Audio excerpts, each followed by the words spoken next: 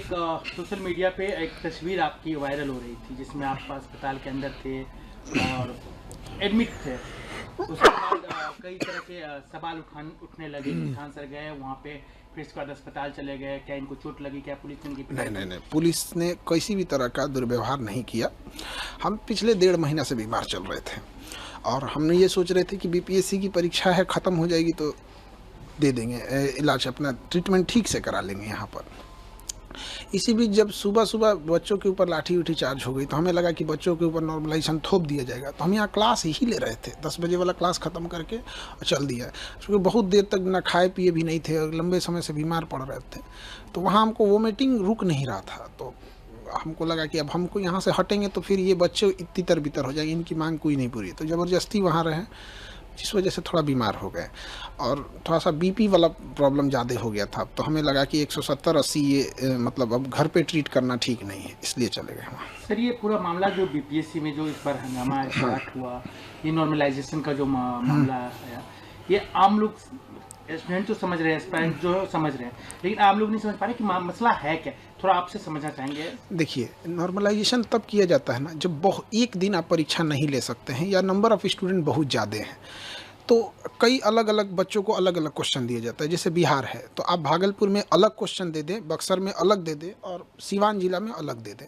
इससे क्या होगा कि 3 अलग अलग पेपर देंगे, आप हम ही को दीजिए वो तीनों पेपर, तो हम खुद किसी में ज़्यादा नंबर आएगा, किसी में कम आएगा। मेरा खुद का तीनों में ज़्यादा नहीं, एक जैसा नहीं आएगा।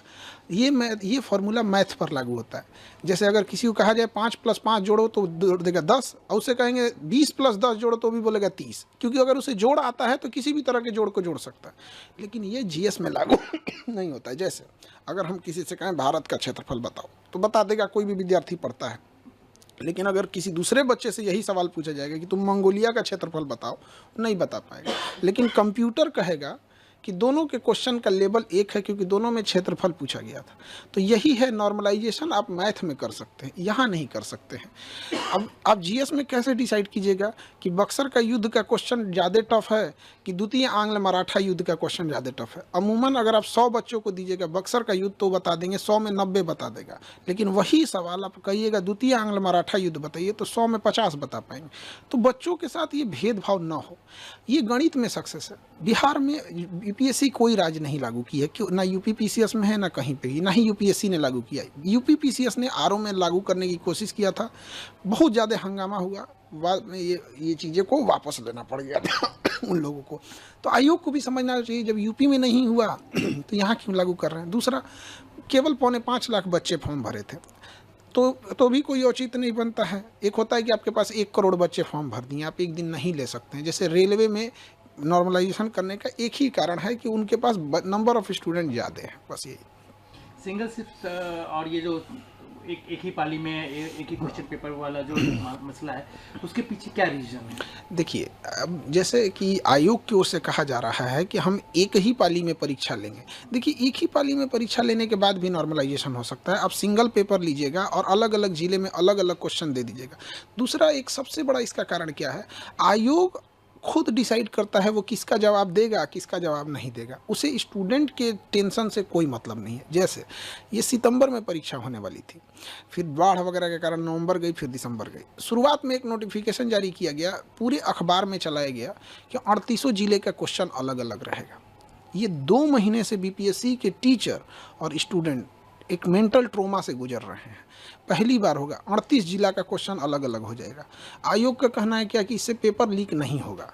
तो एक पेपर लीक एक समस्या जैसी भयावह है, वैसे ही नॉर्मलाइजेशन एक भयावह समस्या। अब हमसे कोई कहे कि आपका दाहिना आँख फोड़े कि बायां आँख फोड़े, काहे फोड़ोगे भाई?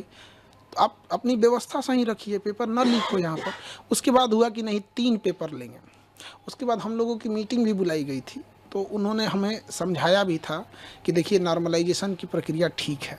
हम लोगों ने कहा था ये मैथ के लिए ठीक है। अब जैसे साड़ी भारतीय ड्रेस है तो महिलाओं के लिए ठीक है। अब आप ये कहिएगा कि खान सर कह रहे हैं कि साड़ी एक भारतीय ड्रेस है तो क्या हम साड़ी पहन के हम घूमेंगे?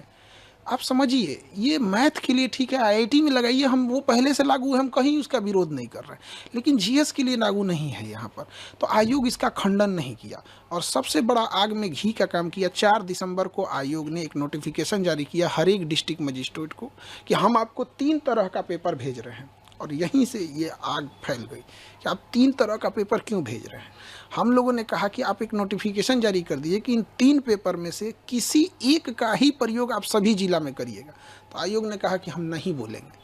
तो हम लोग को मजबूरी में जाना पड़ा और वापस वहाँ से लौटे इसी आधार पे कि आयोग ने शाम को 7 बजे 8 बजे के बीच में एक नोटिफिकेशन जारी किया कि हम एक ही यूज़ करेंगे। हमारी बात ख़त्म हो गई यहाँ पर। सीधी सी एक छोटा सा नोटिफिकेशन आप ऑफिशियली दे देते तो कभी बवाल नहीं होता। एक शिक्षक से पूछिए, हम लोग चाहते हैं पढ़ाना, शांति से पढ़ाना, 10 घंटा 12 घंटा पढ़ाने के बाद इतना हिम्मत और होश नहीं रहता है कि हम लोग जाके सड़क पे जाके लाठी खाएं। लेकिन सर ये कहना चाहते हैं क्या केवल बीपीएससी नॉर्मलाइजेशन वाला पैटर्न तो नहीं अपना रही है, इससे पहले भी अपनाया गया है कई एग्जाम में? जो भी एग्जाम में अपनाया गया है उसमें 2 ही कारण रहे हों। या तो उस एग्जाम में ज़्यादातर प्रश्न साइंस या मैथ के रहे होंगे जैसे आईआईटी हो गया, या फिर उस एग्ज़ाम में 1 करोड़ से ज़्यादा बच्चे बैठे होंगे जैसे रेलवे हो गया। तो जब बच्चे ज़्यादा बैठ जाते हैं तो वहाँ मजबूरी के कारण लेना पड़ता है, क्योंकि किसी राज्य की क्षमता नहीं है कि 1 करोड़ परीक्षा एक दिन में करा ले। और साइंस और मैथ में है कि वो नॉर्मलाइजेशन साइंस मैथ के लिए बना ही है। हमारे यहाँ ये दोनों चीज़ नहीं है। ना ही हमारे बीपीएससी में 1 करोड़ बच्चे हैं, 4.5 लाख बच्चे, उसमें भी एग्ज़ाम कितना दिए हैं, 3.5 लाख। तो आयोग के पास एक अनुभव होना चाहिए कि जितने फॉर्म भरते हैं वो सारे एग्ज़ाम नहीं दे देते हैं। दूसरा, हमारे यहाँ जीएस भी नहीं है। पेपर लीक की समस्या कितनी बड़ी समस्या मानते हैं? क्योंकि जब भी होता है बिहार में हल्ला होता है कि पेपर लीक हो गया, हर जगह से यूयू छापा मारना चालू करती है, कहीं पकड़ाते हैं कहीं पकड़ाते हैं, तो ये कितनी बड़ी समस्या है बिहार की? देखिए, ये इससे बड़ी समस्या विद्यार्थी जीवन के लिए कोई नहीं हो सकता है। इसमें सबसे ज़रूरी चीज़ क्या है कि जिस पे शक हो उस पे नार्को टेस्ट कराया जाए। क्योंकि कई बार ऐसा क्या होता है ना कि कोई व्यक्ति खुद नहीं इन्वॉल्व होता है, लेकिन जब उसको पता होता है कि यह व्यक्ति पेपर लीक करा रहा है तो वहाँ आँख बंद कर लेता है। तो ये भी एक तरह का अपराध ही है। तो नार्को टेस्ट कराएं मीडिया के सामने, और इसके लिए कैपिटल पनिशमेंट, फांसी की सज़ा रखी जाए, उससे नीचे कोई सज़ा नहीं। आप खुद गए थे या छात्रों ने बुलाया था? क्योंकि आपके ऊपर एक तरह से कहिए तो ठिकरा फोड़ दिया गया आयोग की तरफ से। कुछ राजनीतिक पार्टियां ने डायरेक्ट आपका नाम ले लिया कि ये जो सर हैं ये लोग रंगा सियार हैं, यही लोग बच्चे को प्रभोग कर रहे थे। नहीं, ऐसा तो किसी ने, मतलब आप एक बार दोबारा सवाल पूछेंगे, हमको सुन नहीं पाए। हमने हमारे ही एजेंसी पे बाइट मिला था बिहार के बीजेपी के उप मुख्यमंत्री। अच्छा, इनका कि रंग आपके बारे में, एक और सर के बारे में कि ये लोग जो है कि शब्द, मतलब उनका कहना था कि मतलब थोड़ा सा प्रवोक कर रहे हैं यहाँ पर। ऐसा कोई प्रवोक वगैरह हम लोग नहीं कर रहे हैं, मजबूरी थी हम लोग की। हम लोग कोई प्रवोक नहीं किए। आप गर्दनी बाग में जो बच्चे प्रोटेस्ट किए थे, आप पूछिए पुलिस से कि एक गमला भी तोड़ा है बच्चों ने, एक गमला भी तोड़ा होगा तो हम बच्चों की जिम्मेदारी ले लेते। उन्होंने कुछ नहीं किया यहाँ पे। तो हम लोग ने कोई भी प्रवोक नहीं किया था इस तरह का। दूसरी चीज़ क्या है कि हम लोग वापस क्यों आए थे, एक छोटा सा नोटिफिकेशन के लिए। अगर आयोग लिबरल रहता, हठधर्मिता नहीं दिखाता, तो हम लोग वापस आ जाते। बिना मतलब के पुलिस को भी इंटरफेयर करना पड़ा। पुलिस का ये सब काम थोड़ी है कि कोई तांडव करे, बीच में पुलिस आ जाती है। आप मानते हैं कि ठीक है, बच्चे हैं, उनका जब हक मारा जाएगा तो प्रोटेस्ट करेंगे, क्या और क्या करेंगे, ईटा पत्थर तो चलेंगे नहीं। लेकिन जब वो प्रोटेस्ट करने जाते हैं तो जिस तरीके से उन्हें ठंड में पीटी गई, दौड़ा के मारा गया, किसी का हाथ टूटा, किसी का पैर टूटा, ये बिल्कुल गलत है। वो बच्चे भी जो अधिकारी बने हैं लोग, वो भी एक समय में स्टूडेंट थे। और वो जितने वर्तमान अधिकारी हैं उनसे ही पूछते हैं क्या आप अपने स्टूडेंट लाइफ में नॉर्मलाइजेशन बर्दाश्त करते? वो नहीं बर्दाश्त करते। तो बच्चों को भी पीटा गया वहाँ पर, ये गलत है। यहाँ पर हम लोग भी जब बीपीएससी के लिए जा रहे थे तो डिटेन किया गया थोड़ी देर के लिए, बाद में छोड़ा गया जब नोटिफिकेशन आ गया तब। सर ये बताइए कि खान सर नॉर्मलाइजेशन को लेकर अब क्या करेंगे, आगे क्या करेंगे? अब ये 2024 पे तो नहीं हुआ, 25 में भी लागू नहीं होने दिया जाएगा। अब इसके लिए हम लोग जहां भी जाना पड़े, संबंधित अधिकारी जिनको अवगत कराएं इन सब चीज़ों से, यही हम लोग। पेपर लीक हुआ है सर? अभी यहाँ पे तो आयोग अपना प्रेस कॉन्फ्रेंस अभी दिया है। अब उसके में आगे क्या कर रहा है आयोग का, अभी पूरी प्रेस कॉन्फ्रेंस चल ही रही है उनकी। ये प्रेस कॉन्फ्रेंस आयोग का खत्म हो जाता है तब हम कुछ बता पाएंगे, क्योंकि अभी तो प्रेस कॉन्फ्रेंस रनिंग है। रद्द कर दिया गया है। हाँ, ये तो अभी बापू परीक्षा परिषद वाला को रद्द किया गया है। आगे पूरी प्रेस विज्ञप्ति क्या आती है, अभी वो प्रेस कॉन्फ्रेंस रनिंग में है, तो हम अभी पहले उसको पूरा देख लेंगे तब बता पाएंगे। पटना एडमिनिस्ट्रेशन की तरफ से एक CCTV फुटेज जारी किया गया, उसमें दिखाया गया है कि एक सेंटर पे कैसे जो है कुछ स्टूडेंट जो है निकल जाते हैं बाहर। पटना पुलिस का कहना है कि यही लोग हैं जो पूरा अराजकता फैलाए हैं, आतंक फैलाए वो हैं। सीसीटीवी फुटेज पूरी तरह से जारी कर दिया जाए। हम लोग का भी यही मांग है कि पब्लिक को भी अधिकार होता है डेमोक्रेसी में। वहाँ पे अगर कोई स्टूडेंट अगर इस टाइप का, देखिए परीक्षा परिषद में स्टूडेंट तो मेरे ख्याल से इस तरह का नहीं करेंगे, लेकिन अगर वो सीसीटीवी फुटेज है वो तो जो होगा वो जांच का विषय है। वहाँ पर सीसीटीवी फुटेज पूरी पब्लिक को आ जाने दीजिए। अभी आयोग की मीटिंग, चूँकि प्रेस कॉन्फ्रेंस चल ही रहा है, ख़त्म हो जाएगा तो ही हम कुछ कह पाएंगे। सर लेकिन एक सवाल उठता है कि कुछ भी होता है बिहार में परीक्षा से रिलेटेड, छात्रों से रिलेटेड, तो खान सर का नाम आ जाता है। आखिर क्या रीजन है, खान सर का नाम घसीटा जाता है या ज़बरदस्ती आया जाता है? अब नाम के लिए क्या, हमारे पास सबसे ज़्यादा बच्चे हैं, हम कम फी में पढ़ाते हैं, तो ऑब्वियस बात है कि सबसे ज़्यादा चर्चा हो जाता है, यही कारण है यहाँ पर। एक चीज़ और सवाल सर कि आगे भी जितने आप पे आरोप लग रहे हैं, मतलब जो भी लगा रहे हैं, सोशल मीडिया के ज़माने में कोई भी उठता है, किसी के बारे में कुछ भी लिख देता है, तो क्या आप छात्र के साथ रहेंगे? हम छात्र के लिए मेरा जीवन समर्पित है। रही बात सोशल मीडिया पे, तो हर छोटा इंसान बड़े इंसान पे आरोप लगाता है। ये सोशल मीडिया का एक फैशन, एक ट्रेंड बन चुका है। अब कोई उठ के कहेगा कि नरेंद्र मोदी का भाषण हम ही लिख के देते हैं, तो नरेंद्र मोदी तो उसको क्लियर करने आएंगे नहीं, वो तब तक चिल्लाते रहेगा कि हम इतने विद्वान हैं कि हम ही भाषण लिख के देते हैं। तो ये तो कोई बात नहीं ना होती है। अब आपकी तबीयत बिल्कुल स्वस्थ है? अब तो ठीक है, तबीयत ठीक है। एक चीज़ और सर कि कहा गया कि आपको जब हिरासत में लिया गया तो क्या आपके साथ किसी तरह की ज्यादती हुई? क्योंकि आप इसके बाद अस्पताल चले गए तो लोगों को बहुत सारे सोशल मीडिया पे वीडियो वायरल हो गए कि आपके साथ मारपीट की गई है, आपकी तबीयत ठीक नहीं है, पुलिस के खिलाफ हमने देखा ट्रेंड बिहार पुलिस चलने लगी। नहीं, देखिए ये जो भी अफवाह उड़ा रहे हैं गलत है। पुलिस ने मेरे साथ कोई ज़्यादती नहीं की। थोड़े देर के लिए डिटेन रखा, जो लॉ एंड ऑर्डर के लिए पुलिस को करना पड़ता है, और वो पुलिस की, हम इसमें पुलिस का नहीं कहते हैं कि पुलिस ने गलत किया। पुलिस का जो कर्तव्य बनता उन्होंने उसको किया। हम लोग वापस इसलिए आए कि जो हमसे पुलिस स्टेशन में बताया गया कि आपकी बात मान ली गई, नोटिफिकेशन आ गया है। हमने कन्फर्म करने की कोशिश की तो वहाँ नेटवर्क उतना नहीं था, तो लोगों ने बताया कि हाँ आ गया है। तो जिनका नॉर्मलाइजेशन जैसा मुद्दा था वो लोग वापस जाने लगे। पुलिस ने कहा कि वापस आप अगर जाएंगे धरना स्थल पे तो हम आपको एफआईआर कर देंगे।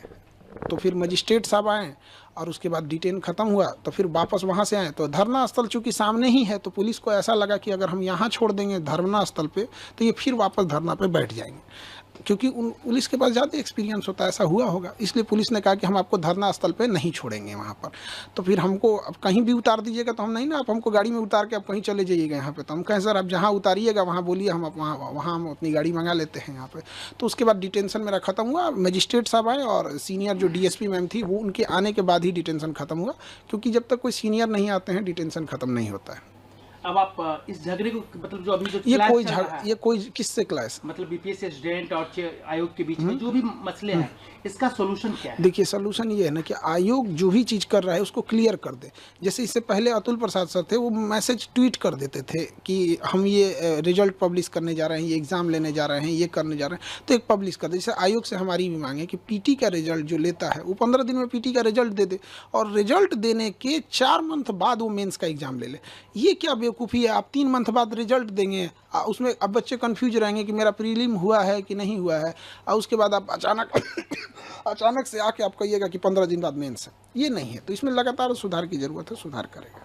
एक अंतिम सवाल, खान सर पटना वाले तो सब जानते ही हैं, आपके ही कम्युनिटी के एक ओझा सर थे, वो चुनाव लड़ने जा रहे हैं, तो क्या मतलब आपको लग रहा है कि? देखिए पढ़े लिखे लोगों को राजनीति में जाना चाहिए, और हम जितने पढ़े लिखे युवा हैं सबको जाना चाहिए। यहाँ जो जा सकता है पढ़े लिखे लोग में, तो उनका है अपना अच्छा काम करेंगे वहाँ जाके, और सबका अपना व्यक्तिगत डिसीजन होता है।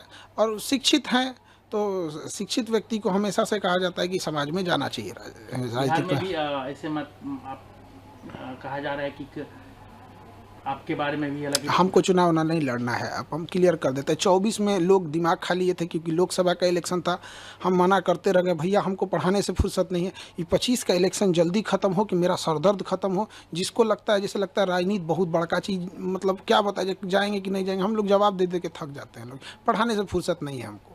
नहीं सर, खान सर एक चीज़ तो आपके बारे में बार बार चर्चा आती है कि जितने भी प्रोटेस्ट होते हैं या कुछ भी होते हैं उसमें आपका नाम नहीं, मेरा नाम बस स्टूडेंट के लिए आता है। यहाँ डेली 5 प्रोटेस्ट होता है, आप मेरा नाम नहीं देखेंगे। स्टूडेंट युवाओं के, बड़े स्टूडेंट, अब चाहे बड़ा हो या छोटा हो, आप हमको किसी भी में नहीं देखे होंगे। अब जैसे किसानों की समस्या है, किसान अपनी मांग रख रहा है, वहाँ आप हमको देखे हैं? हम पढ़ा रहे हैं बच्चों को, हमारे यहाँ अगर कुछ होगा तो हम बच्चों की बात रखेंगे। यहाँ पे कौन रखेगा? एक बच्चे का यहाँ तबीयत खराब हो जाता है ना, उसको बढ़िया डॉक्टर का नाम नहीं पता रहता, पूछता है सर ये दिक्कत है, कौन डॉक्टर ठीक रहेंगे? क्या लगता है वो बच्चे यहाँ आके आयोग से लड़ पाएंगे? तो हम लोग को मजबूरी में आना पड़ता है। धन्यवाद।